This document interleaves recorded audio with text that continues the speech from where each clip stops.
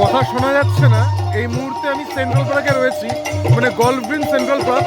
সেখানে একটা বড় মেলা হচ্ছে, তো ভীষণ সুন্দর মেলাটা। তো সেখানে এসছি আমি। এখানে একটা ভালো গান বাজনা হচ্ছে, তো জায়গাটা খুবই সুন্দর। এটা হচ্ছে গান বাজনা হচ্ছে, বাউল গান, মনটা ভরে গেল।